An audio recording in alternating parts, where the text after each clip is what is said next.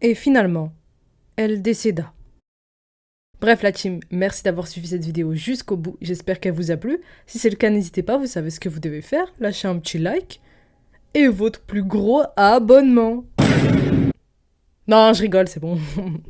Vous croyez que c'était la fin et tout de la vidéo, il y a eu un petit bug dans la matrice?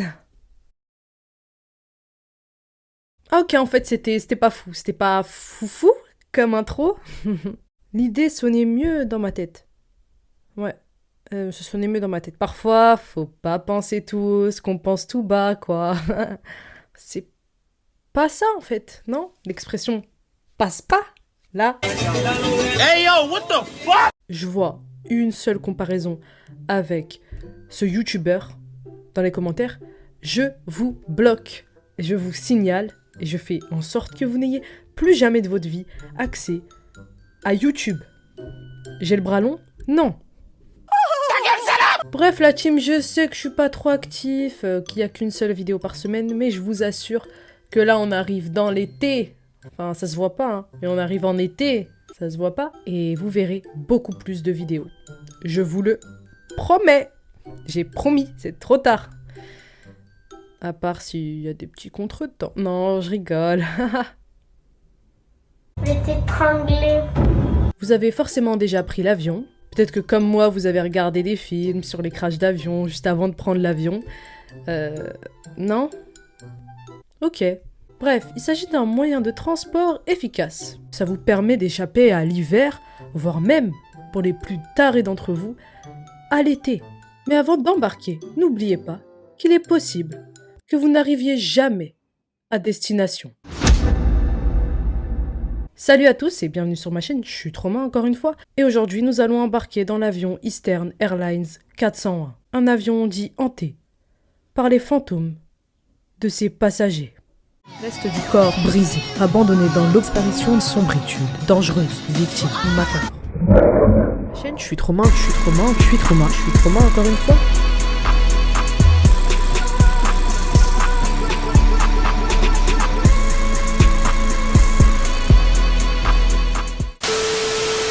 Nous sommes le 29 décembre 1972. L'avion 401 de la compagnie Eastern Airlines décolle de l'aéroport de New York John Kennedy.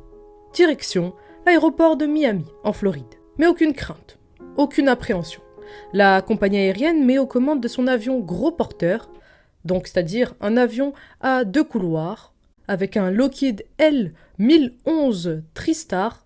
Je ne sais pas ce que c'est, mais apparemment c'est un engin nouveau. Le commandant, Robert Albin Loft, dit Bob, un commandant de 55 ans, un pilote vétéran chez Eastern Airlines, notamment parce qu'il a travaillé pour la compagnie depuis 32 ans et il a cumulé 29 700 heures de vol, mais seulement 280 heures aux commandes d'un L-1011. Bref, Bob sera accompagné du copilote Albert John Bert Stockstill, qui a 39 ans et qui totalise 5 800 heures de vol à son actif, dont 306, donc plus que Bob, sur un L-1011. Et enfin, le binôme sera accompagné du mécanicien navigant Donald Louis Repo, dit aussi Don, qui a 51 ans et qui totalise 15 700 heures de vol, dont 53 seulement à bord d'un L-1011. Bref, vous l'avez compris, on ne peut pas dire qu'ils aient eu beaucoup d'expérience à bord d'un L-1011.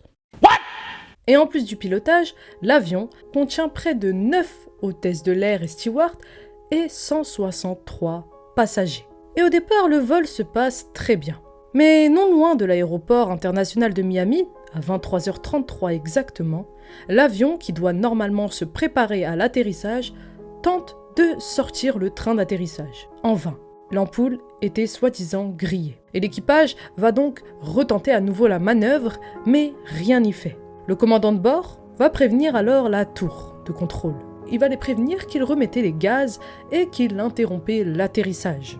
En tout cas, le temps de tout vérifier. Mais l'avion a déjà atteint les 600 mètres en descente. Le mécanicien va s'occuper du problème, donc Don. Et 50 secondes après avoir atteint les 600 mètres, le commandant de bord demande à son copilote de brancher le pilote automatique pour pouvoir s'occuper du problème. Et pendant 80 secondes, et oui, c'est précis, les secondes ont été calculées évidemment par ce qu'on appelle la boîte noire, qui est un peu l'enregistreur de ce qui se passe à bord de l'avion. Et pendant ces 80 secondes, l'avion va conserver son altitude et finir par perdre 9 mètres. Et sans que l'équipage ni quiconque s'en aperçoive, l'avion perdit en altitude très rapidement. Après une perte de 75 mètres, une alarme se déclencha sur le tableau de bord du mécanicien. D'ailleurs, cette alarme a été entendue par personne. Enfin, l'avion descendait de 15 mètres toutes les secondes. Et lorsque finalement, l'équipage a pu s'en apercevoir, il était trop tard. Le Eastern Airlines 401 s'écrasa à 23h42, soit environ 10 minutes avant son atterrissage. Et le bilan est malheureux. Le crash du Eastern Airlines aura causé 101 morts, dont 5 membres de l'équipage et les 2 pilotes et le mécanicien.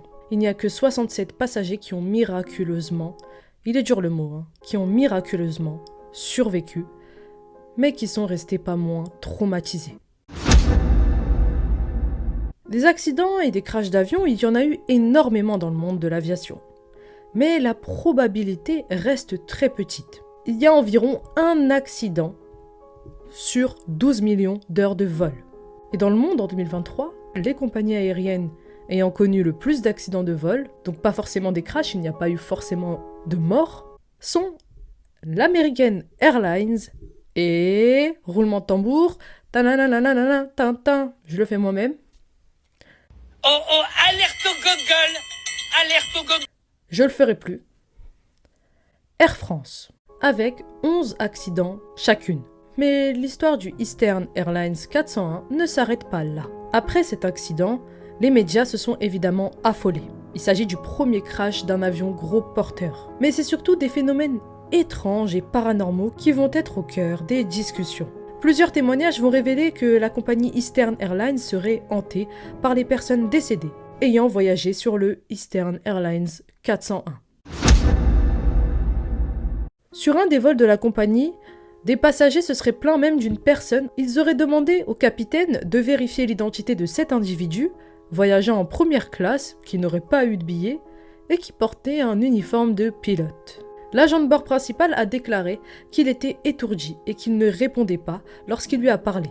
Et surtout, que ce mystérieux passager n'était pas sur la liste des passagers. Le capitaine l'aurait reconnu comme n'étant autre que Bob, le pilote du vol 401. Et l'ingénieur de bord, Don Repo, aurait également été aperçu à bord des vols d'une manière étrange et surnaturelle. D'ailleurs, il y a le témoignage de Faye Mary Weather. Vous avez vu l'accent? Non.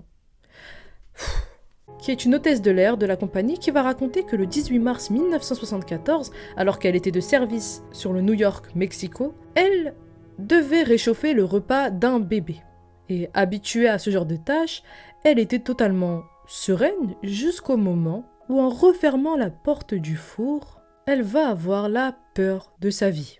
Dans le reflet de la vitre, Faye va apercevoir un visage qui la fixe. Un visage qui va faire que son cœur va battre très vite.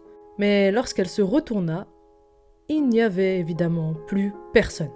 Effrayée, elle va en alerter ses supérieurs. Et devant son inquiétude, le copilote et l'officier navigant vont descendre avec elle pour vérifier. Là où dans les films, il n'y a plus rien, comme ça, on fait passer l'autre personne pour une folle, le visage va réapparaître. En effet, le copilote va voir le visage de ce qui pense être celui de Don Repo, l'ancien mécanicien du vol 401. Et si le témoignage de l'officier navigant est déjà troublant, il devient carrément surréaliste quand il va raconter que Don Repo l'a averti. Donc ce visage a parlé. Il a parlé. Complètement zinzin. Et il aurait dit « Méfiez-vous du feu sur cet avion ». Et ce qui va arriver va crédibiliser une nouvelle fois les apparitions fantomatiques. En effet, le lendemain, le 19 mars 1974, sur le vol retour Mexico-New York, l'un des moteurs de l'appareil va prendre feu. Ayant été marqué par le soi-disant avertissement de Don Repo, l'équipage était sur ses gardes et avait anticipé un incendie, et donc a permis de régler le problème avant l'atterrissage. Et au cours des années 1974, les apparitions étranges vont se multiplier. En tout cas, les témoignages vont se multiplier. Et ces phénomènes vont prendre une telle ampleur qu'on va voir même des copilotes monter à bord des avions avec des bibles et de l'eau bénite. Et d'après des témoignages encore plus troublants, certains vont même pratiquer des exorcismes à bord de certains avions. Et ça ne plaît pas à Frank Borman, le PDG de la Eastern Airlines Company. En effet, il va verrouiller la communication et évidemment démentir tous ces témoignages. Et bien que Eastern Airlines Company ait nié tous les événements surnaturels, il est entendu que les pièces récupérées de l'épave du vol 401 ont été retirées de la flotte et qu'à partir de ce moment-là, il n'y a plus jamais eu d'apparition fantomatique. Bref, certains auraient parlé de malédiction, quand d'autres auraient tout simplement réfuté en expliquant que les traumatismes ou la peur auraient pu créer des hallucinations. Bref, la Team Timos, c'est la fin de la vidéo. Je sais, elle est courte, c'est normal. On ne change pas une équipe qui gagne pas. Parce que je ne gagne pas, parce que je ne suis pas une équipe. Attention, je vais un peu trop loin. Il faut que quelqu'un arrête la vidéo. Cette dose d'énergie, il faut la détruire. Sinon, vous aimez bien ma casquette? Voilà, c'est tout. C'est faux, j'avais pas besoin de votre avis de toute façon. Moi, je t'ai jamais aimé. Bref la team, j'espère que vous avez kiffé cette vidéo. Si c'est le cas, n'hésitez pas. Vous savez ce que vous devez faire. Un petit like, un petit j'aime. Ça fait... C'est là ou le cœur ou là? Le cœur. Mon cœur. Plaisir. Non, mais vous êtes complètement con. Et j'aimerais bien savoir ce que vous pensez de cette histoire. Est-ce que vous la connaissiez déjà? Est-ce que vous connaissez des histoires similaires? Est-ce que vous croyez à ces apparitions?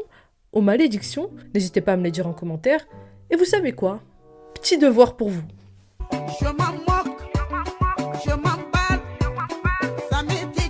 Si vous avez suivi cette vidéo jusqu'au bout, commentez, méfiez-vous. En référence au copilote qui aurait dit de se méfier.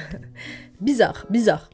Imaginez, il y a quelqu'un qui tombe sur la vidéo, mais qui ne clique pas sur la vidéo, et qui ne termine pas la vidéo, et qui va dans les commentaires et qui voit des « méfiez-vous ». Voilà, c'est ultra glauque et cringe. On va tous aller en « non, je rigole, vous inquiétez pas, calm down, tout le monde est chill ici, yo, je fais plus jamais ça de toute ma vie. » De toute façon, on va tous crever, donc... En tout cas, j'espère que ça vous a plu. N'hésitez pas à vous abonner pour suivre d'autres vidéos. Et je vais vous mettre une petite vidéo ici, je ne sais pas. Non. Et n'hésitez pas à activer la cloche pour savoir quand est-ce que je sors une vidéo. Et moi, je vous dis à plus dans le bus. Ciao la compagnie. La compagnie? Non. Bye.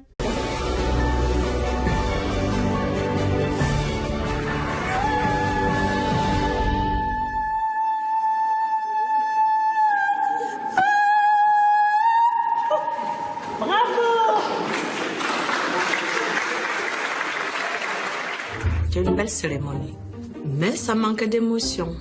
C'est pour cela que j'ai fait le you à l'africaine pour réveiller un peu les tournées qui dormaient. On vient d'en bas, on sera jamais les mêmes. On vient d'en bas, la misère n'est pas belle. Je me pardonne pas ce soir si c'est le ciel.